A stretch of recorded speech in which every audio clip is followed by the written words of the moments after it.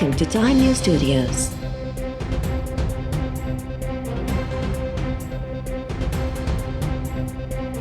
You are watching 9 p.m. Bulletin.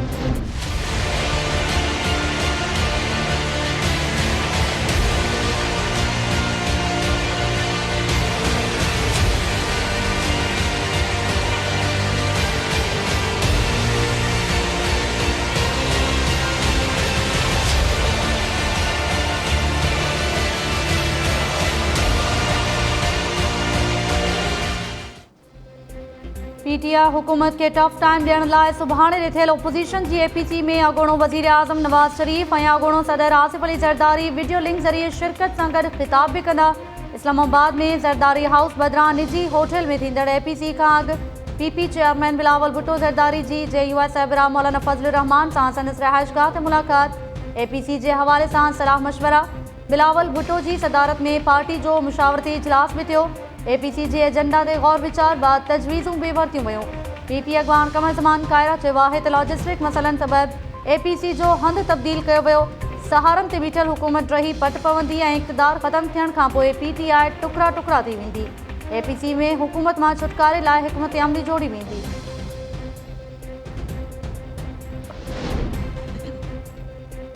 वफ़ाक़ी हुकूमत opposition जी APC खे जवाबदारनि जो मेड़ाको करार ॾेई छॾियो। वफ़ाक़ी वज़ीर शिबली फराज़ अॻूणे वज़ीर आज़म नवाज़ शरीफ़ खे तनक़ीद जो निशानो बणाईंदे चयो आहे त हिकु शख़्स जेको ॾोही आहे बीमारी जो बहानो बणाए पॾे हलियो वियो ऐं उतां एपीसी खे ख़िताब कंदो। कानून ॾाढो पेश थियण जी ॻाल्हि थिए थी त हू बीमार आहे। इस्लामाबाद में प्रेस कॉन्फ्रेंस दौरान शिबली फराज़ चयो त ओपोज़िशन एपीसी में तय कंदी त कीअं बदअमनी पखेड़ी वञे। उहे नाउमीदी पखेड़े रहिया आहिनि जंहिंसां मुल्क में संजीदा मसइलो पैदा थी सघे थो। सलाहकार शहज़ाद अकबर चयो त ओपोज़िशन खे ख़दशा आहिनि त हाणे उन्हनि जा जज नथा मुक़रर थियनि। आज़ाद अदलिया खेनि चुभी रही आहे। पैमरा कानूननि मूजिबि कंहिं बि रुपोश ॾोहारी जो ख़िताब नशर नथो करे सघिजे। जेकॾहिं ईअं थियो त पैमरा जा कानून हरकत में अची वेंदा। सुभाणे वारी एपीसी में 2 सज़ा याफ़्ता ॾोहारी बि शिरकत कंदा।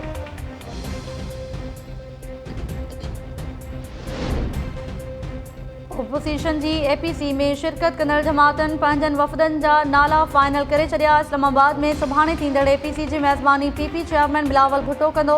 पीपी वफ़द में यूसुफ रज़ा गीलानी, राजा परवेज़ अशरफ, शेरी रहमान, नेयर बुखारी, फरतुल्लाह बाबर, कमर ज़मान कायरा ऐं नफ़ीसा शाह शामिल। नून लीग जो वफ़द ओपोज़िशन लीडर शहबाज शरीफ़ जी क़यादत में शिरकत कंदो। वफ़द में मरियम नवाज़, एहसन इक़बाल, शाहिद काकान ऐं ॿिया शामिल। JUI वफ़द जी अॻवानी मौलाना फज़लुर रहमान कंदो। नेशनल पार्टी, अवामी नेशनल पार्टी, क़ौमी वतन पार्टी ऐं JUP जा वफ़द बि एपीसी में शिरकत कंदा। पीटीआई सां इतिहाद ख़तमु कंदड़ अख्तर मेंगल जी अॻवानी में बि BNP जो वफ़द शिरकत कंदो। जमात इस्लामी जे अमीर सिराजुल हक़ चयो आहे त खेनि एपीसी में शिरकत जी दावत नाहे मिली। जेकॾहिं दावत ॾिनी वई त एजेंडा वाज़े थियण ताईं शिरकत न कंदासीं। कंहिंजी ज़ाती एजेंडा ते शिरकत नथी करे सघिजे। वफ़ाक़ी सरकार एपीसी में नवाज़ शरीफ़ जो ख़िताब मीडिया ते नशर करण ते पाबंदी लॻाइण जो इशारो ॾेई छॾियो। वज़ीर आज़म जो ख़ुसूसी मुआविन शहबाज गिल चयो आहे त इश्तिहारी ॾोहारी नवाज़ शरीफ़ जो एपीसी खे ख़िताब न्यूज़ चैनल्स ते ॾेखारियो वियो त पैमरा सूदो ॿिया कानूनी ऑप्शन्स इस्तेमालु कया वेंदा। इहो कीअं थी सघे थो त हिकु रुपोश ॾोहारी सियासी सरगर्मी करे ऐं भाषण ॾे। शरीफ़ ख़ानदान कूड़ खां सवाइ ॿियो कुझु बि नथो ॻाल्हाए सघे। इहे एतिरा कूड़ा आहिनि जो बीमारी ते बि कूड़ ॻाल्हाईंदा आहिनि।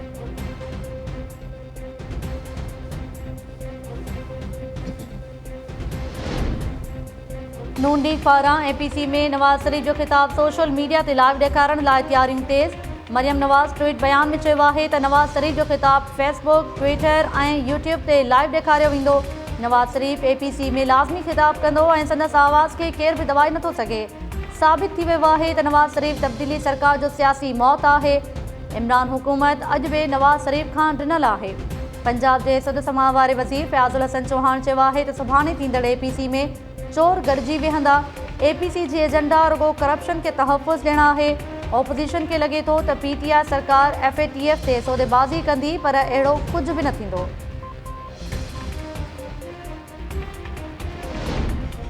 बलूचिस्तान जे इलाइक़े आवरान में सिक्योरिटी फोर्सिस जे ऑपरेशन दौरान 4 दहशतगर्द मारिजी विया।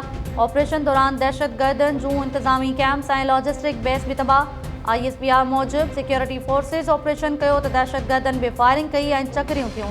ऑपरेशन दौरान हथियारनि जो हिकु वॾो ज़ख़ीरो ऐं मवासिलाती औज़ार हथ। कराची जी मदीना कॉलोनी में पुलिस ऐं रेंजर्स जे सर्च ऑपरेशन दौरान 4 रॉकेट लॉन्चर हथ। रॉकेट लॉन्चर लिकाईंदड़ जवाबदारनि जी ॻोल्हा जारी।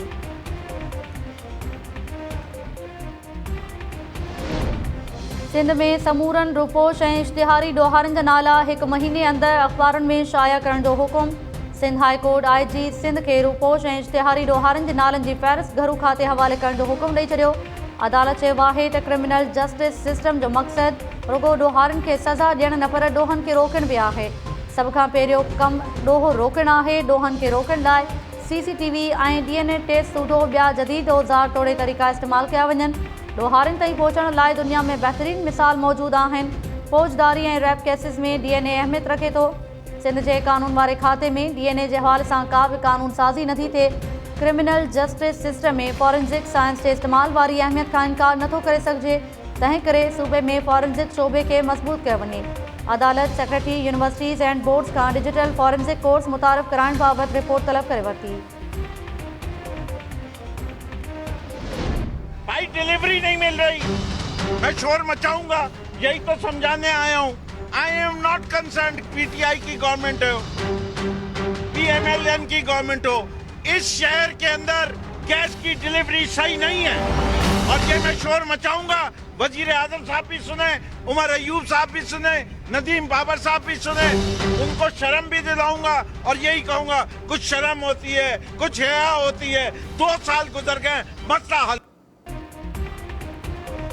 PTI अॻवान फिरदौस शमीम नक़वी वज़ीर आज़म ऐं वज़ीरनि ख़िलाफ़ ॾिनल बयान ते मुआफ़ी वठी छॾी। फिरदौस शमीम नक़वी ट्वीट कंदे चयो त संदसि बयान जो मतिलबु हो त हू वज़ीर आज़म सां गैस बहिरान ते तवानाई वारे वज़ीर ऐं सुई सदरन गैस कंपनी जे बारे में शिकायत कंदो। फिरदौस शमीम नक़वी काल्ह वज़ीर आज़म खे मुख़ातिब थींदे चयो हो त कुझु शर्म हूंदी आहे, कुझु हया हूंदी आहे। 2 साल गुज़री विया, गैस जो मसइलो हल नाहे थियो।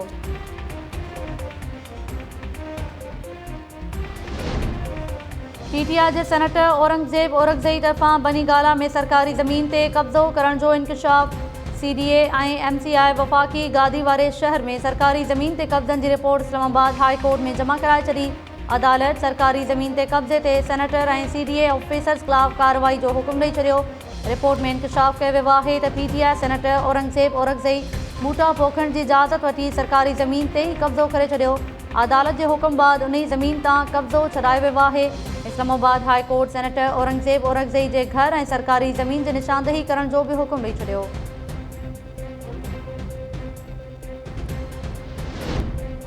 PTI अॻवान जहांगीर तरीन तलबी बावजूद FIA आॾो पेश थियण बदिरां लिखत में जवाब जमा कराए छॾियो। जवाब में जहांगीर तरीन चयो आहे त हू लंडन में इलाज हेठि आहे, तंहिं करे ज़ाती तौरु पेश नथो थी सघे। FIA जे सवालनि जो लिखत में जवाब ॾियण लाइ वक़्तु घुर्बल आहे। FIA खंड स्कैंडल जी जांच लाइ जहांगीर तरीन ऐं संदसि पुटु अली तरीन खे काग़ज़नि सूदो तलब कयो हो।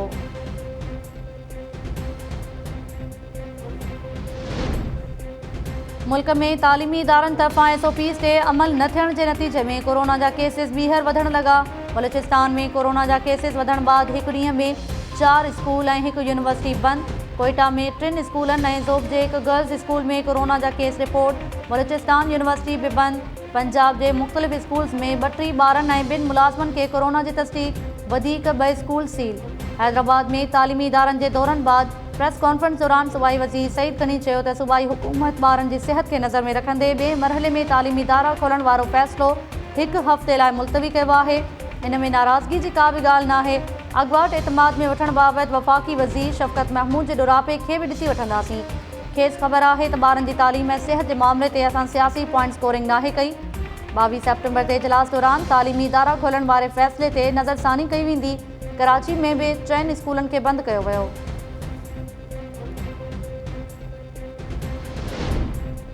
सिंध जो तवानाई वारो वज़ीर इम्तियाज़ शेख कोरोना वायरस में वठिजी वियो। खेसि 2 ॾींहनि खां बुख़ार ऐं ज़ुकाम हो। कोरोना जी तस्दीक थियण बाद सूबाई वज़ीर घर में आइसोलेट थी वियो।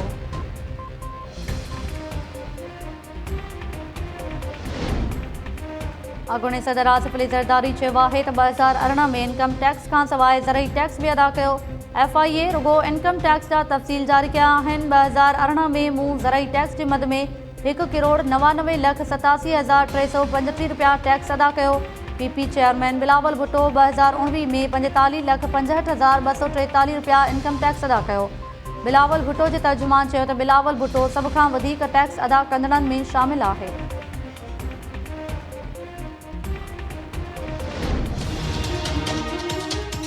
ॾींहं में जेको आहे 15-15 12-12 कलाक जेको आहे सॼो ॾींहुं जेके लाइट न हूंदी आहे हैदराबाद में, जेके माण्हू मुक़ररु तारीख़ ते जेके पंहिंजो बिल ॾियनि था उन्हनि खे बि डिटेक्शन लॻाई वञे थी। जेको असांजो कारोबारी तबक़ो आहे उहो बि शदीद मुतासिर थिए थो। लोड शेडिंग चक्कर में घणी वधीक थी वई आहे ऐं हालात तमामु हिन महिल वधीक ख़राब आहिनि। कारोबार ॾींहुं ब ॾींहुं ख़राबी ते वञे थो।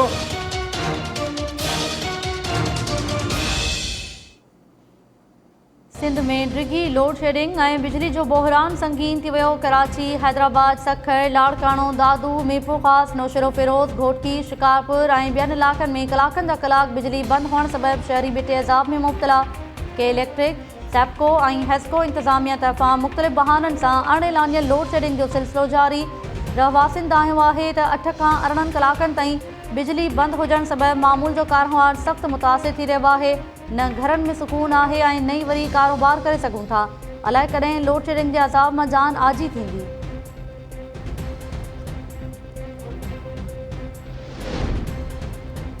बत्ती बंदि थियण खां पोइ चुल्हा बि थधा थियण लॻा। सिंध जे गादी वारे शहर कराची में बिजली बाद गैस बहरान बि शिदत इख्तियार करे वियो। शहर जे अध खां वधीक इलाइक़नि में गैस जी फ्राहमी घटिजण बाद घरेलू वाक़ेदार अज़ाब में मुब्तला। घरनि में औरतूं रध बचाव लाइ परेशान। होटल्स ते बि गैस न हुअण सबबि बाहि ॿारण लाइ LPG सिलेंडर्स ऐं कोयलो इस्तेमालु थियण लॻो। सनती इदारनि में बि गैस प्रेशर घटिजण बाद कारोबार मुतासिर।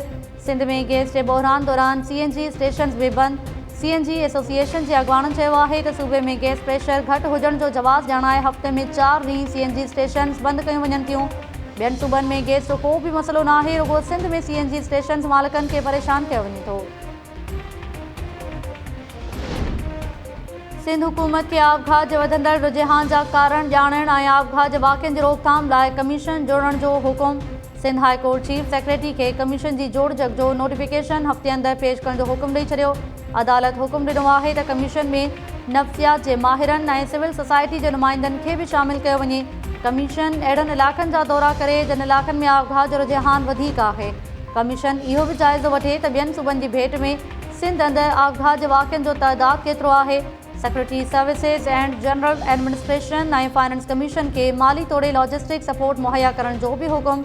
अदालत कमीशन जी रिपोर्ट 3 महीननि में पेश करण जो हुकुम ॾींदे चयो त ज़हनी सिहत जे हवाले सां सहूलियत फ़राहम करणु हुकूमत जी ज़िम्मेवारी आहे।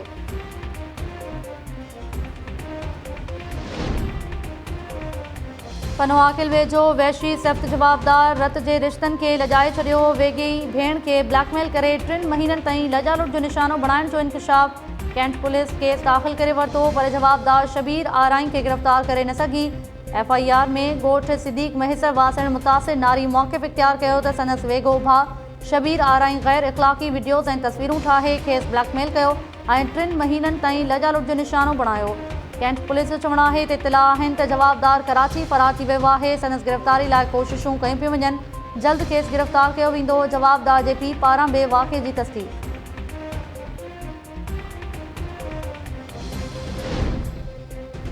लाड़काणे में राइस केनाल ऐं दादू केनाल जे क़बरनि तां कब्ज़ा हटाइण जो हुकुम। अदालती हुकुम ते लाड़काणे डिवीज़न जी सर्वे सुप्रिंटेंडेंट लाॻापियल इदारनि खे लाड़काणो, रतोदेरो, डोकरी ऐं बाकराणी में कार्रवाइनि लाइ हिदायतूं जारी करे छॾियूं।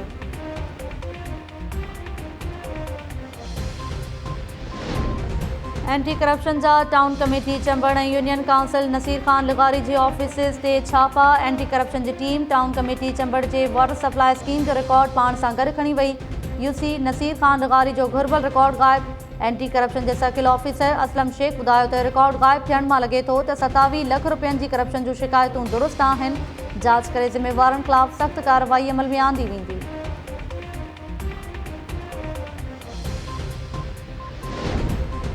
कुंडरी भरिसां अणॼातल हथियाबंद नारी ज़ाहिदा मंगणहार खे अगवा करे विया। बोदर फार्म थाणे जी हद में ॻोठ हयात हालीफोटो में हथियाबंदनि हमलो करे परिणियल नारी खे अगवा कयो। इतला बावजूद पुलिस थाणे ताईं महदूद। नारी जे वारसनि पुलिस ख़िलाफ़ एहतजाज कंदे संदसि जल्द बाज़ियाबी जो मुतालबो करे छॾियो। गंबट जी पुरानी मार्केट में 16 ॾींहं हथियारनि के ज़ोर से अगवा थियल औरत हिना ख़ातून और नगीना ख़ातून बिन ॿारनि सूदो बाज़ियाब। पुलिस दावा कई है तो जवाबदार मुखबिन के अणजातल हंध मुंतकिल करे रहा हुआ तो कार्रवाई कई। बाईपास वट मुखबिन के बाज़ियाब करायो वियो। अदालत बयान रिकॉर्ड थियण बाद ॿिन्ही औरतुनि ऐं संदनि ॿारनि के वारसनि हवाले करे छॾियो।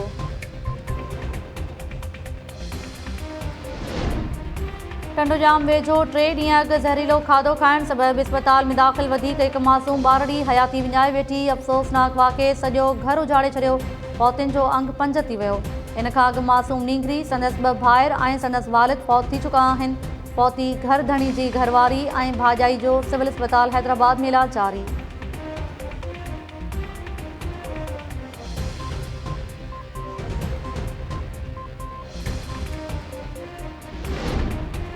चक में एक मदरसे के मौलवी जो मामूली गाल तां मासूम खिताबन ते मुबैना तौर तशद्दुद ॿारनि के दरवाज़े सां ॿधी तशद्दुद जो निशानो बणाइण वारियूं तस्वीरूं सोशल मीडिया ते वायरल।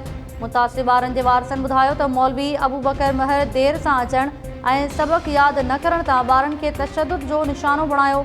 नोटिस वठी जवाबदार ख़िलाफ़ कार्रवाई करण जो मुतालबो।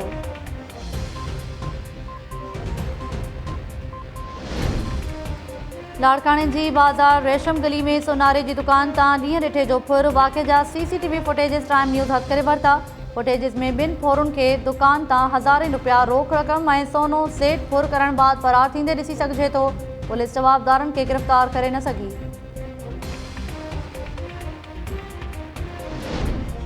ऐं कोठड़ी में अफ़सोसनाक वाक़ियो। साइट एरिया में पानी के मोटर में करंट लगन सबबि नौजवान सुहेल अहमद देपर फौत। सदमे में नौजवान जो वालिद ख़ालिद देपर भी फौत थी वियो।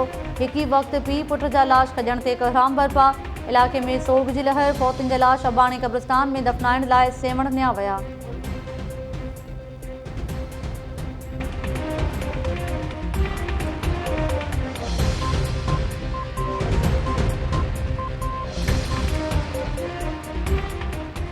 अस्सलाम वालेकुम नाज़रीन, टाइम न्यूज़ सां गॾु आऊं आहियां ताहिरा वज़ीर। हेडलाइंस अमर टियूं तफ़सीली ख़बरूं शॉर्ट ब्रेक खां पोइ।